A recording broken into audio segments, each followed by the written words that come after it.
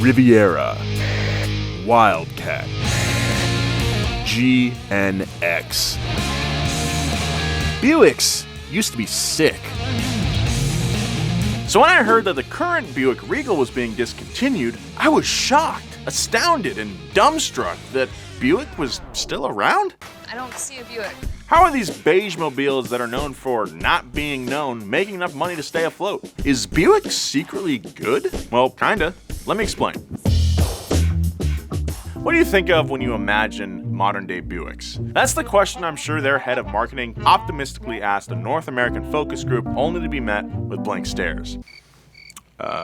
Even though Buick is the oldest brand in the General Motors family, the brand has been keeping it pretty low-key for the last 20 years. They made some great stuff in the past, mostly during the muscle car era, then rides like the Roadmaster and the Corvette-killing GNX, but outside of those two, Buick has been pretty stale for as long as I can remember. In the GM family, Buick can be thought of as the middle child. GM as Chevy for economy and performance cars, GMC for its more utilitarian offerings, and Cadillac for the luxury models. So what's left for Buick? Not a whole lot. Buick currently sells 3 models in North America: the Enclave, the Encore, and the Envision. Oh, sorry, wait, that one's the Encore. That one's the Envision. The point is, Buick doesn't really have a brand identity right now, and without that, it's hard to have any brand loyalty. No one knows what a Buick is, and even Buick will admit that. Buick has run ads where the people in the commercials don't know what a Buick looks like. Looks like the Garcia's got a new car. What'd they get? I don't know. What the hell? Buick sales on their home turf have pretty much been in decline since the early 2000s, and recognizable names like the Riviera, Roadmaster, Grand National, and more have been long since discontinued. Nevertheless, when the 2008 market crash came around, GM had to cut loose other brands like Pontiac, Saturn, and Hummer. But Buick was considered worth keeping. Why? Well, China's why.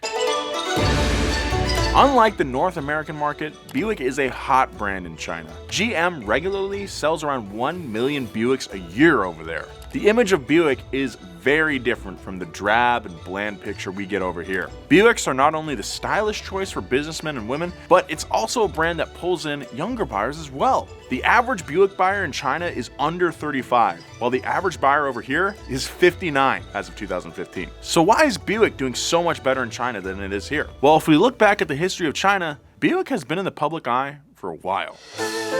The Chinese Revolution of 1911 that overthrew the Qin dynasty and basically started modern China was led by Sun Yat-sen, a patriot, party leader, and Buick owner. The image of Buick became associated with political power and the betterment of a nation. And while China is a very patriotic nation, it does sound like a bit of a stretch to pin the success of Buick on its century-old political ties. I mean, that'd be like us saying a car would sell better if it was called a Washington or the Hamilton or a Lincoln or... Wait, that sounds familiar. Regardless of what history tells us of China and Buick's relationship, the more tangible story starts much later.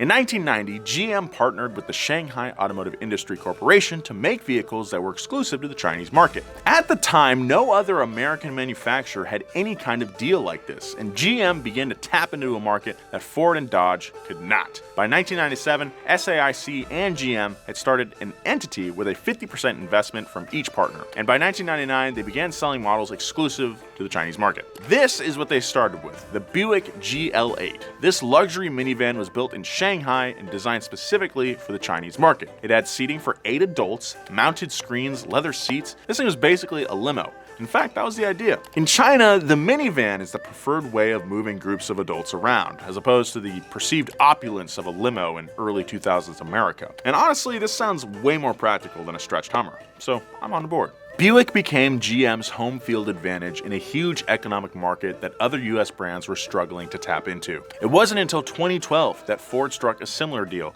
with another Chinese company, Chang'an. I'm sorry, I totally butchered that. But by then, GM already had the high ground. By 2003, China became GM's second largest market, with a lot of credit going to Buick. And the growth didn't stop. Today, Buick sells around 1 million cars a year in China. That's 5 times what they managed to sell here in the US. And while the US market currently has 3 models, China has 16. Sedans like the Weilang Pro, Haideo, EVs that get sold with Call of Duty style branding, and even an EV concept that I can safely say is the coolest looking modern Buick I've ever seen. Even the GL8 minivan has been upgraded with a beautiful interior and seats that look like you could only get them with a first-class British Airways ticket. While all of this may not appeal to the gearhead or even the North American and European markets as a whole, it's clear that Buick is very different in the Chinese market, and whatever they're doing seems to be working. But I've got a question. If Buick is now focusing on making cars for the Chinese market, what does that mean for Buick here? In 2016, the round trip of Buick was complete, as the Buick Envision became GM's first car to be sold in the US, but made in China. The company that once built their automobiles right in the heartland of Michigan was now importing their cars from overseas. Now, the US is no stranger to cars being built cheap in other countries and then being transported here for sale, but importing all the way from China is a big stretch. But Buick was already building the car in China, and to build another factory in the Americas just to make the same car would cost too much to make sense. So shipping the Envision from China was the only way to get the car in North America, and Buick would just barely make a profit as long as no one imposed any tariffs on automakers. I wonder where this is going. In the summer of 2018, the US government was embroiled in a trade war with more countries than I can count, but China was one of them. Now, I'm no economist, but the basic gist of it was, oh, you're gonna tax me? Okay, well, I'm gonna tax you. And back and forth like that for a while.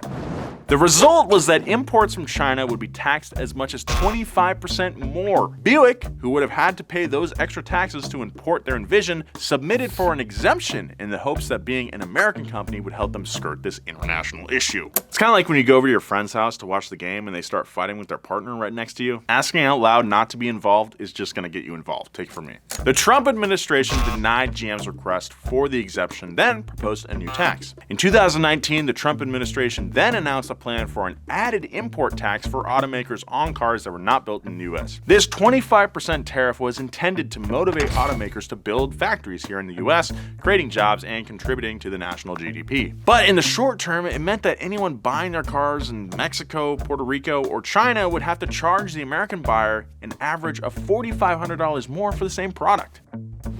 Now, GM would have to pay the 25% tariff on Chinese goods, as well as the 25% tax on imported automobiles if both these measures passed. Luckily for GM, these tariffs either never went into full effect or were reversed by the Biden administration. So if you're looking forward to a new Buick Envision, now you only have to worry about the chip shortage.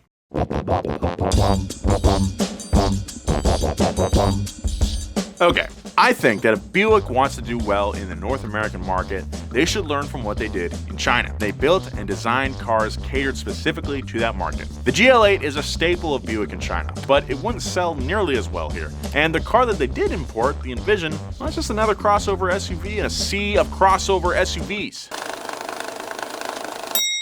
To do well in the North American market, you gotta build a North American car. And I think I know just the way to do it. We gotta bring back the Grand National.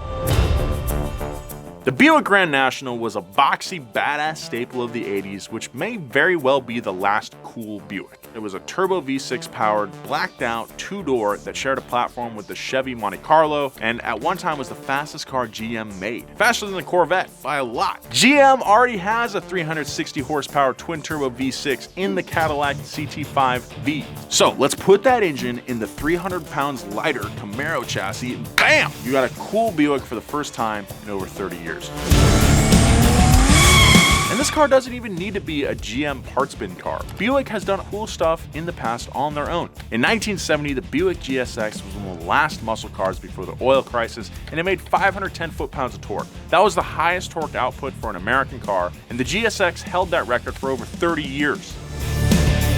Buick were the first to have an automatic transmission. They were the first to have traction control, and they put CRT screens in the car way before West Coast Customs. Buick even invented the concept of the concept car in 1938. A dozen years of automotive progress telescoped into one effort. So while Buick might not have the attention of the American people right now, they have a history of innovating, adapting, and making something super cool when you least expect it. Like a big yellow car named after a bird. I was just working on my old hog here, and you know what I realized? We just hit 6 million subscribers, dudes! 1, 2, 3, 4, 5, 6. 6. And just like with every major milestone that we have here at Donut, we're gonna release a limited edition 6 million sub sticker so that you can show everybody that you were part of the crew when we hit this number. This is like one of my favorite designs that we've done so far. I think it's super sick. It's only available for a very limited time. Go get yours today at donutmedia.com. And again, thank you guys so much. This is way bigger than we ever thought it could be. We love you all. I love you. So what do you think? Do you want to see Buick make cool cars for the US, or should they focus on the Chinese market? I know the market's changing, so maybe Buick is a way for GM to introduce sporty EVs or something. Let me know in the comments what you think of Buick, and if you have a cool Buick story to tell us, let me know. Follow Donut on all social media at Donut Media. Follow me at Nolan J. Sykes. Be kind. See you next time.